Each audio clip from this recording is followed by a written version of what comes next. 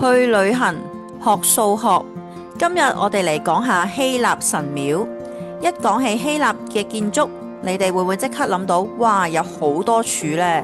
冇錯，嗰啲一排排好壯觀嘅石柱，其實背後亦都有數學嘅規律嘅喎。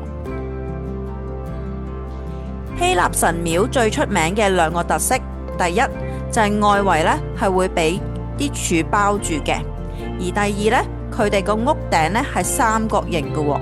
但原來呢啲柱唔係亂咁擺嘅，佢哋嘅數量同埋間距亦都係有數學嘅比例嚟設計嘅喎。喺古典時期，大約公元前5至4世紀，希臘人好中意用一個比例嘅。如果正面有 alpha 條柱，咁側面通常就會有2 alpha 加1。另外，唔同嘅柱嘅數量亦都有唔同嘅名嘅喎，有雙柱式、4柱式、6柱式、8柱式同埋10柱式嘅。有冇發現佢哋全部都係偶數嚟嘅呢？咁一陣間會話俾你知點解嘅。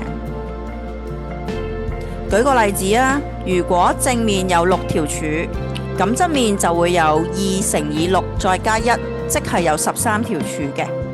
咁樣嘅設計喺建築嘅角度嚟睇呢，係比較順眼嘅。咁咪睇下呢一個平面圖啦。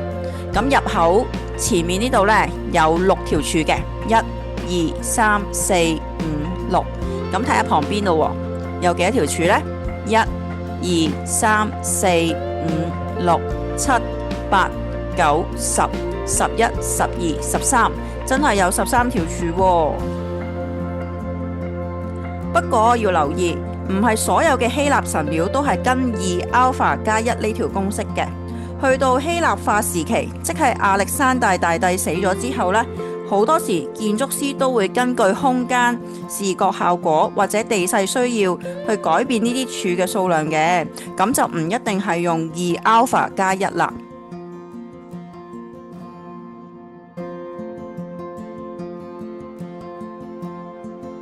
仲有一個小細節嘅，希臘神廟正面嘅柱幾乎都係偶數嚟嘅，例如4、6、8、10。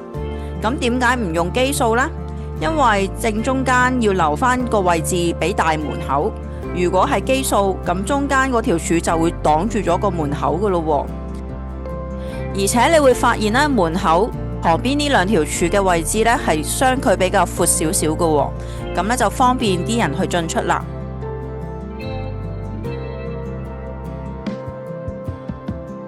再嚟講一個有趣嘅概念啊！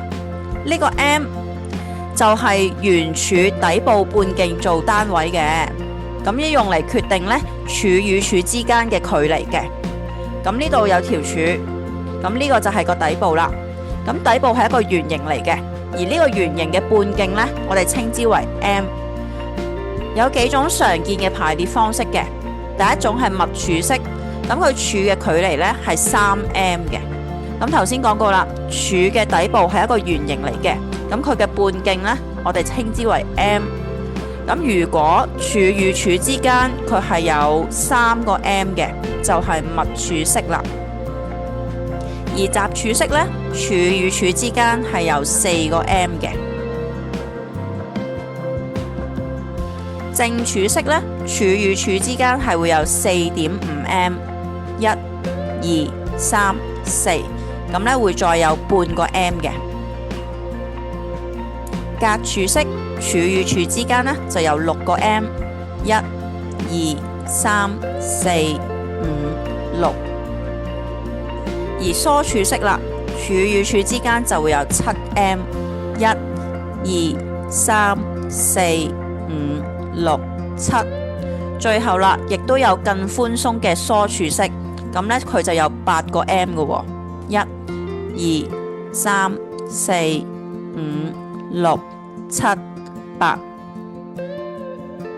所以下次你睇希臘神廟就唔好淨係識得話好多柱咁簡單啦，試下數一數，睇下係咪用咗2 alpha 加1呢一個比例，亦都可以感受下古希臘人點樣去用數學創造出咁靚嘅神廟嘅。